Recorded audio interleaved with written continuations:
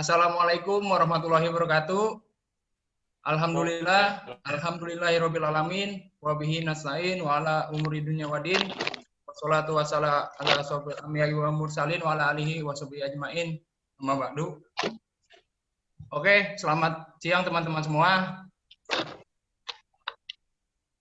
Kami dari kelompok 3 mata kuliah perkembangan motorik akan mempresentasikan tentang teori perkembangan fisik dan motorik masa bayi hingga dewasa. Perkenalkan, nama saya Willy Pramudia sebagai host dan operator. Ada 10 nama, akan saya sebutkan satu persatu untuk memperkenalkan dirinya. Yang pertama ada Zailana, ada Rizka Taufik, Yohan Arnoldi, Dwi Nanda, Muhammad Fikri, Uber Lestari, Bambang Suteja, Wahyu Subagja, serta Bapak Suginda. Oke, langsung saja. Dari kelompok kami akan memaparkan isi dari presentasinya. Untuk slide pertama akan dibacakan oleh Pak Bambang. Waktu dan tempat kami persilakan. Terima kasih untuk Bang Willy sebagai host. Selamat siang teman-teman seperjuangan. Izinkan saya untuk memaparkan teori yang pertama, yaitu tentang teori perkembangan fisik dan motorik. Nah, di sini perkembangan motorik merupakan salah satu aspek yang harus diperhatikan perkembangan pada anak usia dini. Perkembangan motorik sering dijadikan sebagai tolak ukur untuk membuktikan bahwa anak tumbuh dan berkembang dengan baik. Perkembangan motor adalah sesuatu yang membicarakan gerakan jasmani yang terkoordinasi sehingga dalam pengembangannya dibutuhkan sebagai stimulasi yang tepat untuk anak usia dini. Stimulasi ini dapat diberikan oleh orang tua, guru, maupun lingkungan, baik lingkungan di rumah maupun lingkungan di sekolah, dengan menyediakan lingkungan belajar yang mendukung untuk perkembangan motorik anak usia dini. Pemberian stimulasi tersebut merupakan upaya yang dilakukan oleh orang dewasa dalam memberikan fasilitas dan kesempatan yang optimal untuk tercapainya perkembangan yang optimal, memberikan waktu yang banyak untuk anak melakukan kegiatan yang menunjang perkembangan motoriknya. Dan pengawasan yang tepat merupakan salah satu usaha yang tepat dalam mendukung perkembangan fisik motorik anak usia ini. Itu tentang perkembangannya. Slide berikutnya boleh dilanjutkan oleh teman kita. Assalamualaikum warahmatullahi wabarakatuh. Akan dibacakan oleh Bapak Suginda, silakan. Izinkan saya menjelaskan tentang perkembangan fisik dan motorik pada masa usia bayi 0 sampai dengan 3 bulan. Selama 3 bulan, pertama kehidupannya sang bayi akan mulai mengembangkan kemampuan dan kekuatan yang mereka butuhkan. Untuk bergerak nantinya, pada masa ini, si kecil akan berusaha untuk mengangkat kepalanya. Ibu juga dapat membantu melatih kemampuan si kecil. Yang satu ini agar otot lehernya semakin kuat. Bila kekuatan leher dan tubuh bagian atasnya sudah semakin kuat, si kecil tidak hanya mampu mengangkat kepala, tapi juga bisa menengok ke kanan dan ke kiri. Selain itu, bayi di usia ini juga mulai suka menendang-nendang kakinya. Hal ini bermanfaat untuk memperkuat otot-otot kakinya. Biasanya pada masa usia 1 bulan, penglihatan si bayi masih belum sempurna. Jarak pandang baru bisa fokus antara 15 sampai dengan 30 cm. Di usia ini juga merupakan fase saling mengenal dan adaptasi. Jadi bayi mengenal apa yang disuka lapar, mengantuk, dan sebagainya.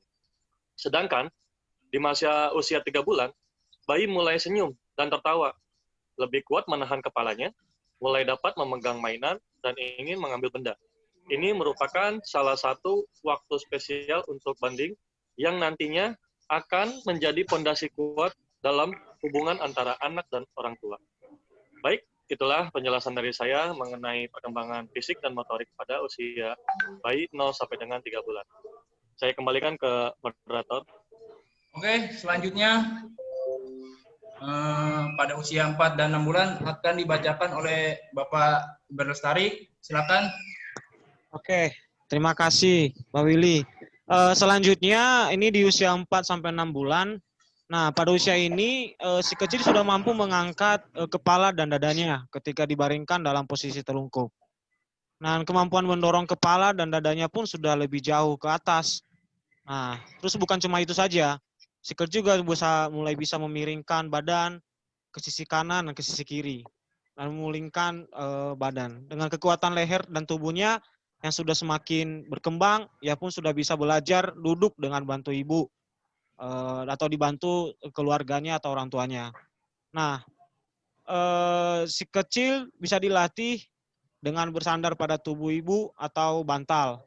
Nah, selain itu juga motorik halus si kecil juga semakin berkembang, dan ia sudah bisa mulai mengeksplorasi mainan dengan menggenggam dan menggapainya.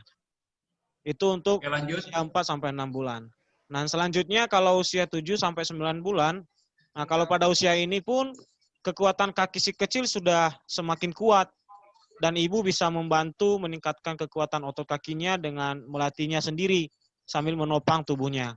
Namun jangan dipaksa si kecil untuk berdiri bila ia tampak belum siap atau belum kuat. Karena cara melatih bayi berdiri pertama-tama bisa dibantu si kecil dari posisi duduk dan ditopang badannya dalam 3 hitungan. Terus biarkan ia juga membantu tubuhnya beberapa kali sampai ibu membalikannya lagi ke posisi duduk. Nah, kebanyakan bayi berusia 7 bulan sangat suka berdiri dan memantul-mantulkan tubuhnya naik turun atau bouncing gitu. Nah, kemampuan motorik halus bayi juga mengalami perkembangan di usia ini. Ia sudah bisa menggunakan tangannya sebagai penyangga keseimbangan saat duduk.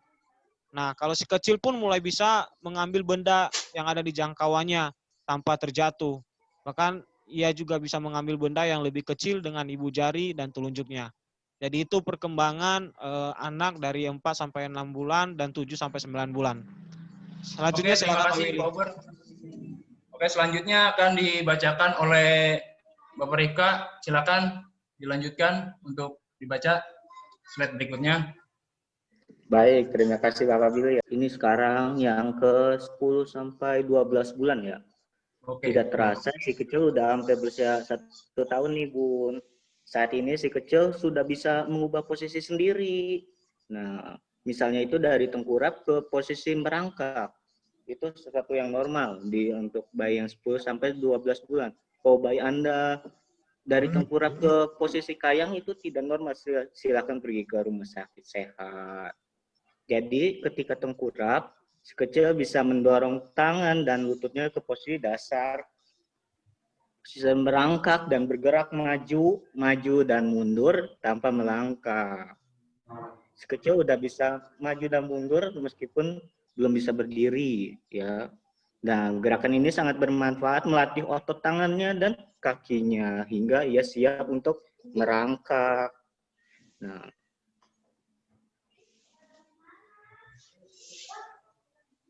udah, sekarang lanjut aja ya ke 1 tahun. Usia 1 tahun ini 12 bulan sampai 24 bulan. Pada usia ini, si kecil yang berusia 1 tahun mengalami perkembangan fisik ini yang signifikan biasanya ditandai dengan kemampuannya merangkak juga hingga sampai berlari dalam waktu sekitar 20 bulan. Lari ininya umurnya ya, bukan larinya sampai 20 bulan. Saat mereka berjalan, mereka merentangkan tangan mereka ke samping atau menahan perut mereka untuk menjaga keseimbangan. Pada masa ini juga ia masih cenderung tidak stabil saat berjalan, maka wajar bila sering jatuh. Mereka menggunakan kemampuan bergerak ini untuk mendorong dan menarik mainan, menari, ataupun memanjat. Ya, sepertinya kira-kira seperti itu aja. Oke, terima kasih. Nah, selanjutnya akan dibacakan oleh Bapak Jalana. Silakan untuk dilanjutkan. Oke, terima kasih Pak Willy atas waktunya. Assalamualaikum warahmatullahi wabarakatuh. Waalaikumsalam. Selamat sore teman-teman, salam sejahtera bagi kita semua. Sini saya akan menjelaskan anak usia 2 tahun. Pada usia ini, sekecil yang berumur 2 tahun akan semakin kreatif, pindah dari satu tempat ke tempat lain, seperti berguling, merangkak, berjalan, berlari, melompat, dan memanjat. Ia juga bisa menendang bola kecil ke depan, menangkap bola yang digelindingkan dan melempar bola dengan tangan dengan akurasi rendah. Meskipun masih sering jatuh, keseimbangan si kecil menjadi lebih konsisten dari sebelumnya. Selanjutnya, Pak Willy. Oke, baik. Lanjut. Anak usia 3 tahun, si kecil yang berusia 3 tahun sudah menjadi lebih seimbang dan dapat bergerak dengan mantap. Selain anak mampu berjalan, mereka juga sudah lebih terkoordinasi saat berlari, memanjat, dan melakukan aktivitas lain yang melibatkan otot besar pada tubuhnya. Dengan berkembangnya koordinasi otot si kecil, kini ia bisa menangkap bola besar menggunakan kedua tangan dan tubuh mereka. Sekarang ia juga bisa berjalan dalam satu garis lurus dan bergerak cepat melewati rintangan. Si kecil mungkin juga sudah dapat berjalan tanpa melihat ke arah kakinya dan dapat berjalan mundur perlahan. Selanjutnya, Pak Willy. Oke, lanjut. Next. Untuk yang terakhir, anak usia 4 tahun, sekecil yang berusia 4 tahun dapat terlibat dalam permainan dan aktivitas dalam jangka panjang. Anak sudah terampil berjalan, memanjat, melompat, dan bahkan berlari kencang. Ia juga mampu melempar, menangkap, menendang, dan memantulkan bola dengan baik. Sekarang ia memahami konsep bergerak di ruangan tanpa nabrak benda atau orang, berdiri dengan satu kaki selama 5 detik atau lebih. Kini menjadi aktivitas yang bisa mereka selesaikan tanpa bantuan ibu. Hal ini dikarenakan keseimbangan yang meningkat. Oke, terima kasih Pak Willy. Oke, terima kasih Pak Jelana. Untuk slide selanjutnya akan dibacakan oleh Bapak Fikri. Silakan untuk dilanjutkan. Halo? Ada? Fikri? Pak Fikri bisa di-handle? Oke, Pak Fikri nggak ada ya, Pak Willy ya? Oke. Oke, saya aja lah ya. Oke, silakan dilanjut untuk dibaca. Ya. Oke, selanjutnya teman-teman untuk anak usia 5 tahun, si kecil yang berusia 5 tahun ini memiliki banyak energi dan akan mencari permainan dan lingkungan yang aktif. Peningkatan kemampuan untuk menyeimbangkan dan mengkoordinasikan gerak membantu mereka untuk dapat mengendarai sepeda dengan bantuan roda latihan. Mungkin seperti karena kita pernah lihat lah ya, kalau sepeda ada roda tambahan di belakang itu, nah itu juga bisa membantu mereka untuk jaga keseimbangan. Terus melakukan lompatan tali dan memainkan bola dengan terampil. Mereka menunjukkan cara berjalan dan berlari yang sudah mantap, serta kemampuan untuk menentukan arah, kecepatan, dan kualitas gerakan mereka secara bervariasi. Jadi itu untuk anak usia 5 tahun. Oke. Untuk dilanjut. Silakan dilanjut. Oke. Iya. Sip. Anak usia 6 tahun. Kalau untuk anak usia 6 tahun, si kecil berusia 6 tahun akan terus menikmati bergerak dalam berbagai cara. Meski kemampuan fisiknya belum berkembang maksimal. Ia tetap bersemangat untuk mencoba aktivitas dan olahraga yang baru. Bahkan ia dapat berjalan di berbagai jalur dan arah. Serta mengontrol tubuh mereka, misalnya dengan melompat dan mendarat, berguling dan mengontrol distribusi berat badan pada kaki dan tangan. Nah, bahkan pada usia ini pun, tingkat keterampilan si kecil akan bervariasi berdasarkan jumlah kegiatan fisik mereka. Bahkan si kecil yang kurang aktif dilatih, mungkin tidak mengalami perkembangan yang sama dengan yang rutin latihannya. Jadi begitu untuk anak usia 6 tahun. Oke, terima kasih Pak Akbar. Untuk selanjutnya usia 12 sampai dengan 17 tahun, silakan Pak Dwinanda untuk dipaparkan materinya. Ya, terima kasih. Moderator, saya akan membacakan untuk usia sampai 12 sampai 17 tahun.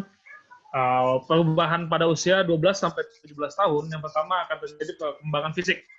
Perkembangan fisiknya mencakup perkembangan tinggi dan berat badan akan berubah, perubahan dalam proporsi tubuh, perubahan pubertas, ya seperti tumbuh jerawat, suara yang mulai berubah, dan untuk wanita ada beberapa bagian tubuh yang akan mulai berubah juga. Yang kedua, perkembangan kognitif. Perkembangan kognitif menurut teori Piaget. Dua, perkembangan pengambilan keputusan. Tiga, perkembangan orientasi masa depan yang mereka sudah mulai memikirkan kemana arah mereka untuk masa depan. Keempat, perkembangan kognisi sosial. Kelima, perkembangan penalaran moral. 6, perkembangan pemahaman agama. Oke, lanjut. Yang terakhir, perkembangan psikososial, perkembangan individu dan identitas yang mulai menanyakan posisi mereka di dalam ruang lingkup masyarakat itu sendiri, perkembangan hubungan dengan orang tua, perkembangan hubungan dengan teman sebaya, perkembangan seksualitas, dan perkembangan emosi yang terakhir. Terima kasih, Pak Willy. Oke. Untuk slide usia dewasa, selanjutnya akan dibacakan oleh Pak Yohan Arnoldi. Silakan untuk dipaparkan materinya. Ya, oke, terima kasih Pak Willy. Nah, di sini saya mengingatkan tentang usia dewasa. Jadi usia dewasa itu dibagi menjadi dua masa, yaitu masa dewasa awal atau early adulthood atau masa usia lanjut, late adulthood. Oke, di sini saya memaparkan dulu tentang masa dewasa awal. Yaitu ini merupakan periode yang ditakutkan dari seluruh hidup manusia. Lalu masa dewasa muda ini merupakan masa transisi, di mana pria dan wanita meninggalkan ciri-ciri jasmani dan perilaku masa dewasanya, memasuki suatu periode kehidupan yang baru.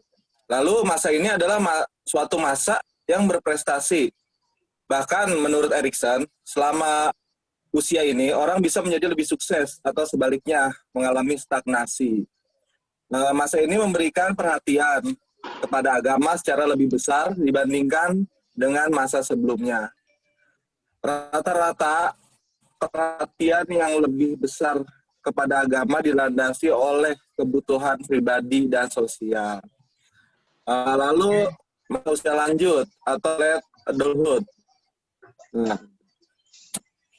Kecenderungan semakin tergantung pada orang lain, baik bantuan fisik maupun ekonomi. Ya namanya orang udah tua ya perlu bantuan orang lain.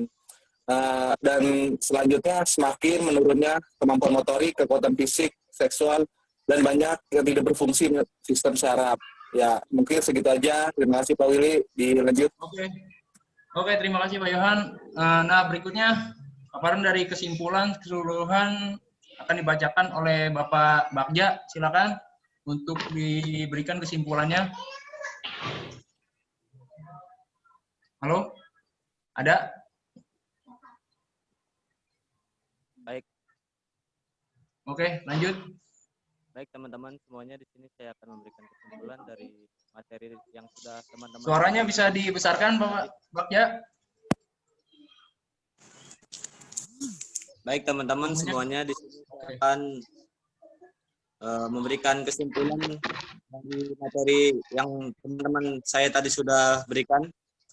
Fisik motorik adalah salah satu aspek kecerdasan dalam standar tingkat pencapaian anak. Pertumbuhan dan perkembangan fisik motorik, setiap anak berkembang secara individual berbeda-beda. Banyak faktor yang mempengaruhi pertumbuhan dan perkembangan fisik motorik pada anak usia dini. Di antaranya adalah pemberian ASI eksklusif, yang masa ASI eksklusifnya lebih lama dan lebih singkat tentunya ada perbedaan. Makanan bergizi, yang makan makanannya bergizi dan yang tidak makan makanan bergizi, daya tahan tubuhnya juga akan berbeda. Lingkungan yang kondusif, perhatian dan sikap orang dewasa di sekelilingnya juga berpengaruh. Sedangkan masa dewasa adalah masa tenang dalam mengalami berbagai aspek gejolak perkembangan pada masa remaja. Masa dewasa juga merupakan masa pematangan kemampuan dan juga di mana kita mendapatkan karakteristik yang telah dicapai pada saat masa remaja. Terima kasih. Oke, terima kasih. Berikut paparan dari materi hari ini. Oke, untuk selanjutnya akan kita buka sesi pertanyaan tanya jawab. Untuk yang mau bertanya silakan, karena waktu Zoom kita terbatas, silakan hanya ada 3 pertanyaan. Yang mau menanyakan silakan, nanti akan saya catat. Lanjut, ada yang mau bertanya? Halo? Halo, Pak Willy, saya mau bertanya. Oke, siap. Perkenalkan, nama saya Anissa. Terdengar suara saya? Oke, dilanjut Bu Anissa. Ya, dengar. Yang lain bantu tolong dicatat. Pertanyaannya adalah bagaimana jika anak yang seusianya seharusnya sudah dapat berjalan, tetapi anak itu belum bisa berjalan, itu kenapa? Ya, boleh kami tampung dulu. Oke, terima kasih. Oke, boleh kami tampung dulu pertanyaannya. Ya. Saya ingin bertanya, Pak Willy. Ya, siap. Iya, ya.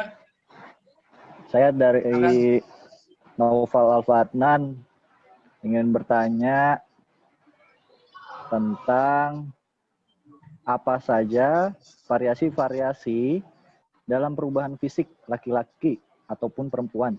Itu aja, Pak Willy. Variasi-variasi. Iya, variasi. Lalu juga perubahan. Mau tanya, Pak Willy.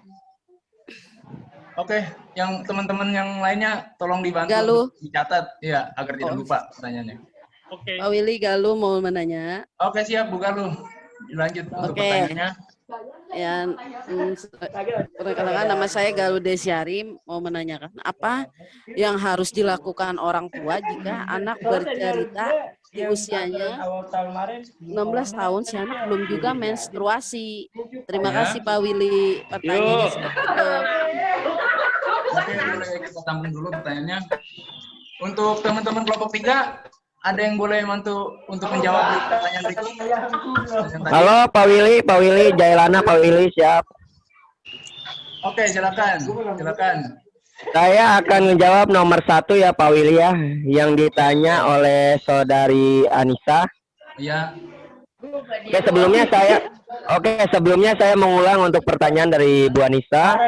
Bagaimana jika anak yang seusianya seharusnya sudah dapat berjalan, tetapi anak itu belum bisa berjalan? Seperti itu pertanyaannya. Halo, Ibu Anissa. Betul. Ya, oke, saya jawab ya Bu ya. Jawabannya, perkembangan motorik tiap anak itu berbeda. Disarankan untuk mengikuti terapi atau treatment khusus agar si anak dapat lebih cepat beradaptasi atau menyesuaikan tentunya dengan orang yang ahli di bidangnya. Seperti itu Ibu Anissa untuk jawaban yang saya berikan. Terima kasih. Oke, sudah cukup Bu Anissa? Cukup jelas, terima kasih atas jawabannya Bapak Jailana. Oke, untuk pertanyaan berikutnya nomor berapa tadi? Pak Noval ya? Oke, untuk Pak Noval biar saya saja yang jawab ya. Oke, silakan ya, silakan. Bapak Noval bisa mendengar saya? Halo. Enggak ya, berarti ya. Bisa. Oke, silakan dilanjut untuk menjawab. Ya, tadi pertanyaannya itu apa saja variasi dalam perubahan fisik laki-laki ataupun perempuan ya. Baik, kalau gitu yang pertama saya akan jawab dulu ya. Jadi pada semua usia ini, dalam perubahan fisik juga terdapat perbedaan individual. Perbedaan seks dengan sangat jelas. Meskipun anak laki-laki memulai pertumbuhan, pesatnya lebih lamban daripada anak perempuan. Pertumbuhan laki-laki berlangsung lebih lama. Sehingga pada saat matang, biasanya laki-laki lebih tinggi dari perempuan. Karena itu otot anak laki-laki tumbuh besar daripada otot perempuan. Nah, lalu setelah masa puber, kekuatan anak laki-laki ini melebihi kekuatan anak perempuan. Kenapa begitu? Memang takdirnya. Dan perbedaan terus meningkat sampai terusnya sampai tua menua. Nah, lalu perbedaan individualnya juga dipengaruhi oleh usia kematangan. Anak yang matangnya terlambat cenderung mempunyai bahu yang lebih lebar ya daripada anak yang matang lebih awal. Nah, tungkai kaki anak yang matang lebih awal cenderung pendek, gemuk, tungkai kaki anak yang matang cenderung lebih ramping. Nah, anak perempuan yang lebih matang ini lebih awal, lebih berat, lebih tinggi dan lebih gemuk dibandingkan dengan anak perempuan yang matangnya terlambat. Seperti itu yang bisa saya sampaikan, Pak Noval. Oke, cukup jelas, Pak Noval. Oke, untuk mempersingkat waktu, lanjut saja pertanyaan yang berikutnya. Ada yang mau menjawab, teman-teman? Ada yang membantu jawab dari kelompok 3? Untuk mempersingkat waktu, karena waktunya sangat terbatas. Oke, Pak Willy, saya mencoba menjawab ya.